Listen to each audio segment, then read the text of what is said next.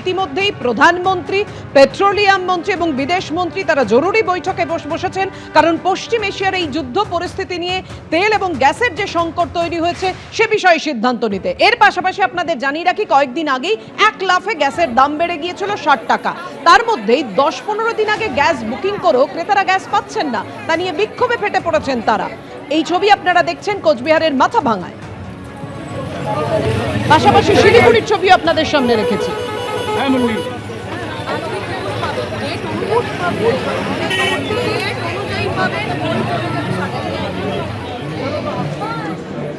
আমাদের এমনি নর্মালি 1000-1200 এই বুকিং হয়, সেই জায়গায় 4000-5000 বুকিং ঢুকছে। ন্যাচারালি বুক করতে মানে সাপ্লাই করতে একটু টাইম লেগে যাচ্ছে, কিন্তু গ্যাস যোগানের কোনো অসুবিধা নেই। আর এখন যাদের কেওয়াইসি করা নেই তাদেরকে কেওয়াইসি করলেই গ্যাস দেওয়া হচ্ছে, এবং ডিএসি ডেলিভারি অথেন্টিক কোড যেন ডেলিভারি বয়কে গ্যাস পেয়ে সাথে সাথে শেয়ার করে। ডিএসি কোড না দিলেও গ্যাস আমরা ডেলিভারি করছি না। মাথাভাঙা শিলিগুড়ির পাশাপাশি বর্ধমানেও বিক্ষোভ দেখানো হয়। বর্ধমানে এলপিজি ডিস্ট্রিবিউটরের একটি শাখায় গ্যাসের স্টক শেষ। বুকিং এর পর রান্নার গ্যাস না পেয়ে ক্ষোভ দেখান গ্রাহকরা, চিন্তায় এলপিজি ডিলাররা। প্রবলেম, গাড়ি ঠিকঠাক মতো আসছে না। আগে যেমন আমরা ইন্ডিয়ান করলে তার সাথে সাথে একদিনের মধ্যেই গাড়ি চলে আসতো, সেই গাড়িটা পেতে আমাদের 4 দিন 5 দিন লেট হয়ে যাচ্ছে।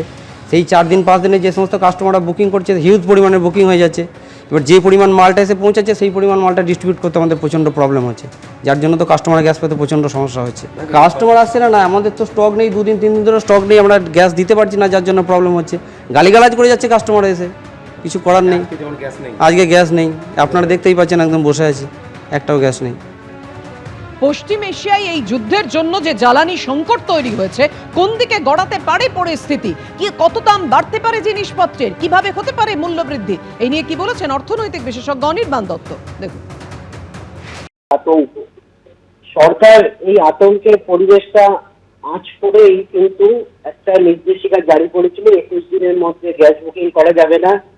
তারপর 21 দিনটাকে বাড়িয়ে 25 দিন করা হলো, এবং এর সঙ্গে সঙ্গে যেটা হলো সেটা হচ্ছে এই নির্দেশিকাটার যে স্পিরিটে দেওয়া হয়েছিল, যাতে সাধারণভাবে দেশে যারা গৃহস্থ যারা ব্যবহার করেন সেই সংখ্যাটা প্রায় 33 কোটি সারা ভারতবর্ষে, তাদের যাতে গ্যাসের সংকুলান মানে না হয়, তাদের যাতে গ্যাসের সরবরাহটা স্বাভাবিক থাকে সেটা করবার জন্য। কিন্তু এই ডাইরেক্টিভসটা সাধারণ মানুষের মনে একটা শঙ্কার পরিবেশ, আতঙ্কের পরিবেশ সৃষ্টি করেছে, এবং তার কয়েক ঘন্টার মধ্যে গ্যাসের দাম বাড়িয়ে দেওয়া, এটাতে কিন্তু সাধারণভাবে মানুষ একটু বিভ্রান্ত হয়েছে। এবং তার জন্য দেখবেন আমরা দেখছিলাম যে বিভিন্নভাবে সাধারণ মানুষ তারা বিভ্রান্তিতে পড়ে তারা নতুন করে আবার গ্যাসে বুকিং করতে চাইছিলেন, এবং এটা করাতে কি হচ্ছিল, সাধারণভাবে দেশের মধ্যে একটা আমি বলবো কালোবাজারের পরিবেশ বা মজুতকরণের পরিবেশ, এরকম একটা পরিবেশ সৃষ্টি হচ্ছিল, যার জন্য সরকার